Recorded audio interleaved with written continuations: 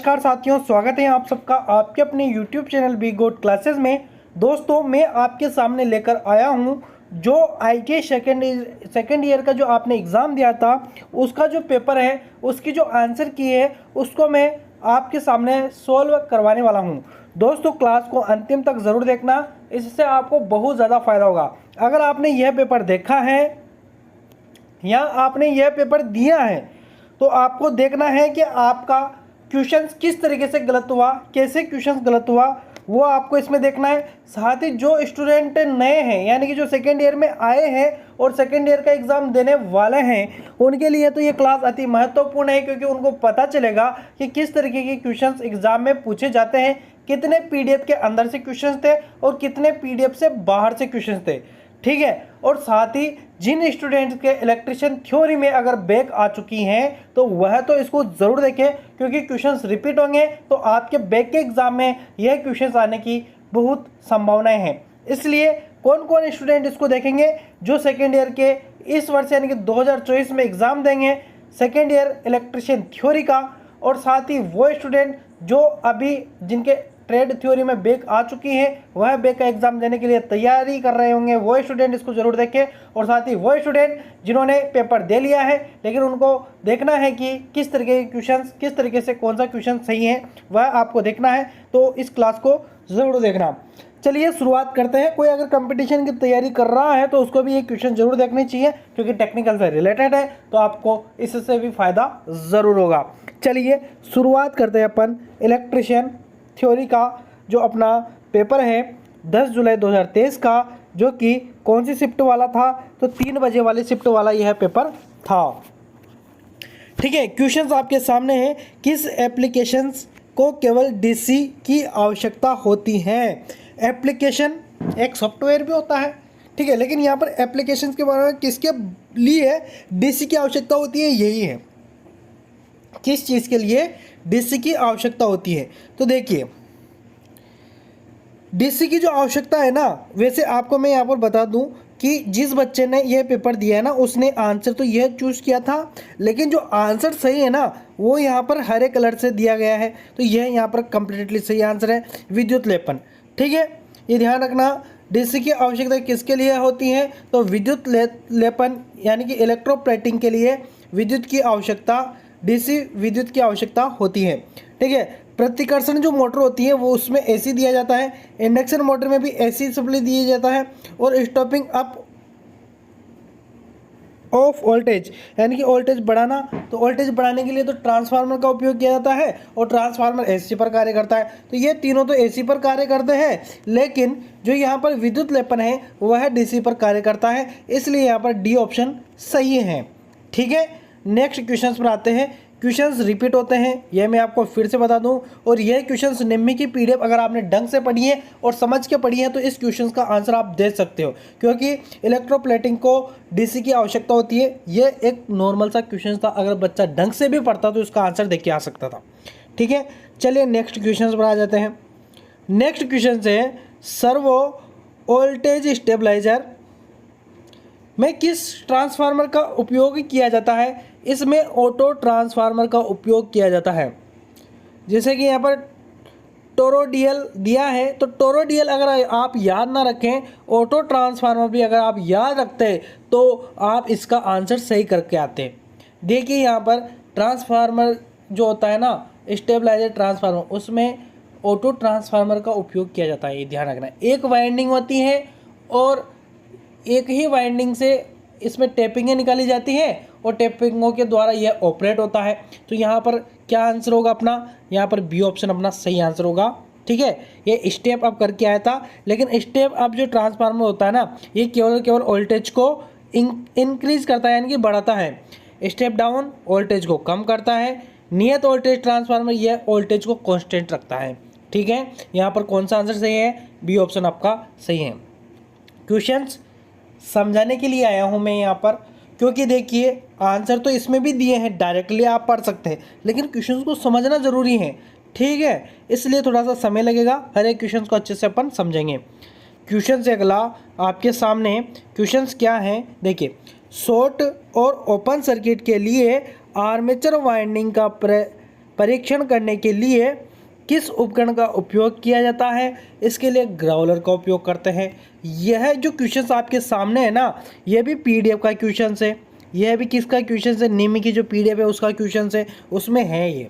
ठीक है, तो देखिए यहाँ पर जो ये ऑप्शन है ना, इनको ऊपर नीचे किया है, बाकी और कोई भी चेंज नहीं किया। तो इसके लिए बाहरी ग्राउलर का उपयोग करते हैं। ओपन सर्किट के लिए या शॉर्ट सर्किट के लिए आर्मेचर का जब परीक्षण किया जाता है तो उसके लिए ग्राउलर का उपयोग किया जाता है। और ग्राउलर दो ऑप्शन में है, तो यहाँ पर कौन सा? तो यहाँ पर बाहरी ग्राउलर आपका कंप्लीटली सही आंसर हो जाएगा। ठीक है, चलिए नेक्स्ट क्वेश्चन पर आते हैं। नेक्स्ट क्वेश्चन है, एसी जनरेटर में डैम्पर वाइंडिंग का उपयोग करने का उद्देश्य क्या है? एसी जो वाइंडिंग होती है ना, एसी जो जनरेटर होते हैं ना, उनमें डैम्पर वाइंडिंग जो होती है उसका उपयोग करने का उद्देश्य क्या है? तो इसका जो उपयोग है वह है हंटिंग के प्रभाव को कम करता है, हंटिंग के प्रभाव को रोकता है। यह भी पीडीएफ का क्वेश्चन है। ठीक है, यह भी पीडीएफ का क्वेश्चन है, तो ये भी आपका यहाँ पर सही आंसर है, बी ऑप्शन कम्प्लीटली सही आंसर। नेक्स्ट क्वेश्चन है, आर्क वेल्डिंग के लिए किस प्रकार के डीसी जनरेटर का उपयोग किया जाता है? आर्क वेल्डिंग के लिए विभेदक यौगिक जनरेटर का उपयोग किया जाता है। नॉर्मल सा क्वेश्चन है, ये भी पीडीएफ का क्वेश्चन है, हमने आपको पढ़ाया था इसको, नॉर्मल सा क्वेश्चन है। ठीक है, तो आर्क वेल्डिंग के लिए विभेदक यौगिक जनरेटर का उपयोग किया जाता है क्योंकि लोड बढ़ने पर इस पर वोल्टेज बढ़ता है। ठीक है, तो यहाँ पर कौन सा आपका आंसर सही है? बी ऑप्शन कम्प्लीटली सही आंसर है। बच्चा ये करके आया, इसने ढंग से पढ़ाई नहीं की इसलिए ये करके आया। ठीक है, कौन सा करना था? बी ऑप्शन करना था। ठीक है, नेक्स्ट क्वेश्चन, डीसी जनरेटर में कंपनसेटिंग वाइंडिंग का उद्देश्य क्या है? यह भी पीडीएफ का क्वेश्चन है। देखिए तमाम क्वेश्चन सब पीडीएफ के हैं लगभग, थोड़ा सा लैंग्वेज चेंज कर दिया इन्होंने, है ना। तो आप घबराए नहीं, अच्छे से पीडीएफ को अच्छे से पढ़े और समझ के पढ़ें। पीडीएफ पढ़ो लेकिन समझ के पढ़ो। ठीक है, हाँ। क्वेश्चन है, डीसी जनरेटर में कंपनसेटिंग वाइंडिंग का कार्य क्या है? कंपनसेटिंग वाइंडिंग जो है ना, विचुंबकीयकरण प्रभाव को बेअसर करता है। ठीक है, डीमैग्नेटाइजिंग इफेक्ट को क्या करता है? न्यूट्रलाइज करता है। तो यहाँ पर ए ऑप्शन कंप्लीटली सही आंसर है। कम्यूटेशन को कौन कम करता है? तो कम्यूटेशन को कंपनसेटिंग वाइंडिंग करती है। ठीक है, इंटरपोल वाइंडिंग, कौन सी वाइंडिंग करते हैं अपन? इंटरपोल वाइंडिंग करते हैं। एक क्वेश्चन ये बनता है, कंपनसेटिंग वाइंडिंग को कैसे जोड़ा जाता है? तो आर्मेचर के श्रेणी क्रम में जोड़ा जाता है, ये ध्यान रखना। आर्मेचर के साथ श्रेणी क्रम में, कौन से क्रम में? तो श्रेणी क्रम में जोड़ा जाता है आर्मेचर के साथ। ठीक है, ये भी ध्यान रखना। इंटरपोल वाइंडिंग भी आर्मेचर के साथ श्रेणी क्रम में जुड़ी रहती है। किस लिए जोड़ते हैं? तो कम्यूटेशन प्रभाव को कम करते हैं। कम्यूटेशन प्रभाव क्या होता है? आर्मेचर और ब्रश के संपर्क के वहाँ पर स्पार्किंग होता है। ठीक है, चलिए नेक्स्ट क्वेश्चन, एक निष्क्रिय घटक कौन सा है? ये भी पीडीएफ का क्वेश्चन है। निष्क्रिय घटक के बारे में पूछा है, तो निष्क्रिय होता है और एक होता है सक्रिय। एक तो कौन सा होता है? निष्क्रिय, और एक होता है, एक तो निष्क्रिय होता है और एक होता है सक्रिय। अब यहाँ पर देखिए, ट्रांजिस्टर, डायक और डायोड और संधारित्र। संधारित्र होता है यहाँ पर, या यहाँ पर प्रतिरोध होता है ना। ठीक है, या यहाँ पर कुंडली होता। तो ये सभी क्या है? निष्क्रिय घटक है। ठीक है, ये सभी क्या है? निष्क्रिय घटक। लेकिन जो डायोड है, ट्रांजिस्टर है और डायक है, ये सभी है ना सक्रिय घटक हैं। ये जो तीन दिए ना यहाँ पर ए, बी और डी में, वो सभी क्या है? सक्रिय घटक है। लेकिन संधारित्र, रेजिस्टेंस और कैपेसिटेंस, ये तीनों क्या है? निष्क्रिय घटक है। कौन से घटक है? निष्क्रिय घटक है। तो यहाँ पर सी ऑप्शन कंप्लीटली सही आंसर। नेक्स्ट क्वेश्चन आपके सामने है, जो कि है पूर्ण लोड पर 10 HP 3 कला प्रेरण मोटर चलाने के लिए फ्यूज दर क्या है? तो ये भी एक आपका जो पीडीएफ का ही क्वेश्चन है, और इसका फ्यूज दर क्या है? 25 एम्पीयर है। इसको आपको डायरेक्ट याद रखना है। 10 HP 3 कला जो 3 फेज मोटर होती है, उसको चलाने के लिए फ्यूज दर क्या होता है? तो यहाँ पर 25 एम्पीयर होता है, ये ध्यान रखना। ठीक है, इसको भी निकाला जाता है, लेकिन आप इसको डायरेक्ट याद रखो। ठीक है, नेक्स्ट क्वेश्चन है, जो कि है कुंडली वाइंडिंग का नाम क्या है? यहाँ पर कुंडली वाइंडिंग दी है। ये भी आपका पीडीएफ का ही क्वेश्चन है, क्योंकि पीडीएफ में यह भी क्वेश्चन है। ठीक है, इस कुंडली वाइंडिंग का नाम बताना है आपको। तो यह है ना, हीरे की जाली के आकार की कुंडली वाइंडिंग है। हीरे के जाली के आकार की कुंडली वाइंडिंग है, ध्यान रखना। इसको आप माइंड में छाप लेना। ठीक है, वाइंडिंग आपके सामने है, मोस्ट इंपॉर्टेंट है, क्वेश्चंस बन सकता है फिर से, तो आप इस वाइंडिंग को छाप लेना। ठीक है, कौन सी है, तो डायमंड मैच स्फेड कॉयल वाइंडिंग। ठीक है, नेक्स्ट क्वेश्चन पर आते हैं। नेक्स्ट क्वेश्चन है स्टार्टर वाइंडिंग शॉर्ट और ओपन फॉल्ट का परीक्षण करने के लिए किस उपकरण का उपयोग किया जाता है। वापिस से रिपीटेड क्वेश्चन है, लेकिन देखिए यहाँ पर स्टार्टर दिया है ओनली, है ना। तो स्टार्टर के लिए देखिए जो आर्मेचर होता है उसके लिए अपन बाहरी ग्राउलर का प्रयोग करते हैं, लेकिन जो स्टार्टर होता है ना उसके लिए अपन आंतरिक ग्राउलर का उपयोग करते हैं। ठीक है, दोनों के कन्फ्यूजन आप निकाल देना। अगर आर्मेचर के बारे में पूछे तो बाहरी ग्राउलर होगा, और अगर स्टार्टर के बारे में पूछे तो स्टार्टर के बारे में क्या होगा, स्टार्टर के बारे में आंतरिक ग्राउलर होगा। ठीक है, ठीक है, ठीक है। मल्टीमीटर क्या काम आता है, तो मल्टीमीटर प्रतिरोध मापना हो या वोल्टेज मापना हो या एम्पियर मापना हो, इन सबको मापने के लिए अपन डिजिटल मल्टीमीटर का प्रयोग करते हैं। इसके अलावा और चीज़ें भी काफ़ी सारी ये मापता है, कंटिन्यूटी हो गया, ठीक है, ट्रांजिस्टर हो गया, इन सबको मापने के लिए भी कौन प्रयोग करते हैं, अपन मल्टीमीटर का प्रयोग करते हैं।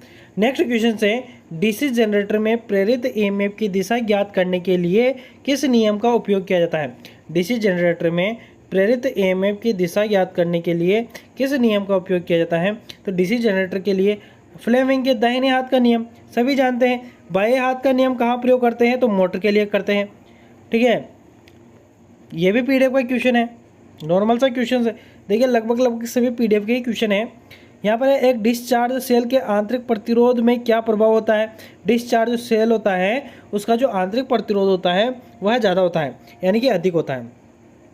ठीक है, अधिक यहाँ पर कंप्लीटली सही answer.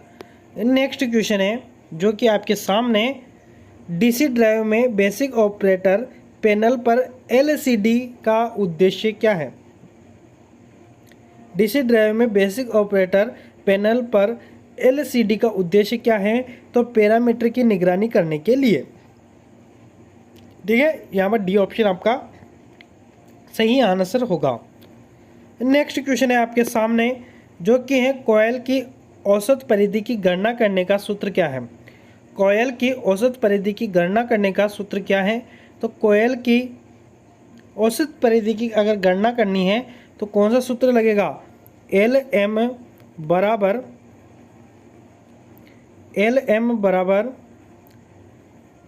Line in plus line out बटे 2 सेंटीमीटर। तो यहाँ पर आपका ये जो ए ऑप्शन दिया गया है ना, इसको ध्यानपूर्वक देख लीजिए। मैं जूम कर देता हूँ तो आपको अच्छे से क्लियर समझ में आ जाएगा। ठीक है, ये देख लीजिए आप, इसको आप ज़रूर माइंड में छाप लेना। यहाँ पर देखिए 2 ऑप्शन नहीं है, ये है आपका आंसर ये।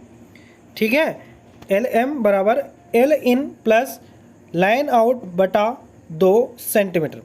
ठीक है, नेक्स्ट क्वेश्चन पर आते हैं।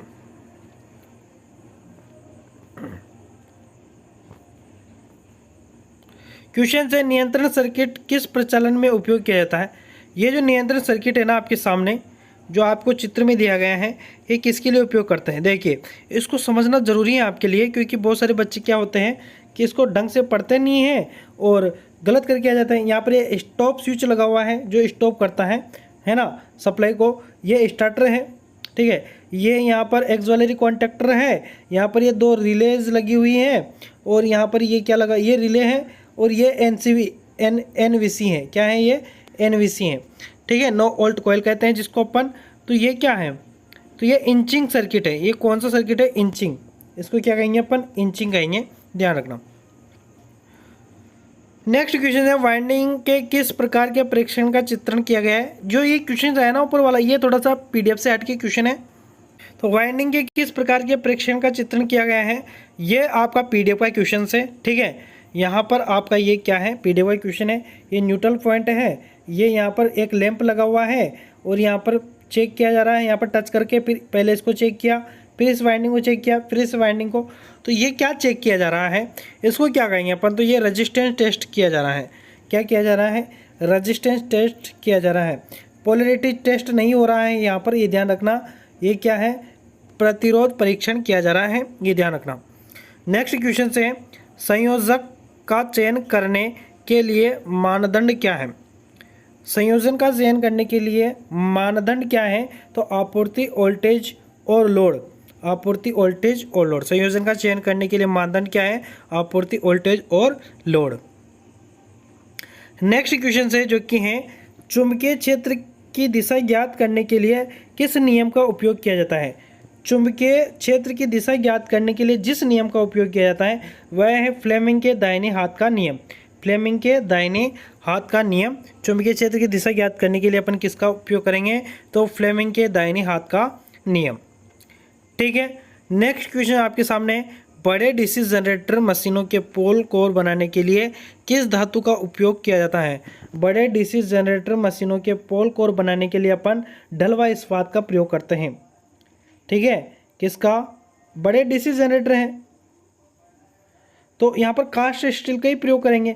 अगर छोटी मशीन होती तो ढलवा लोहा आता।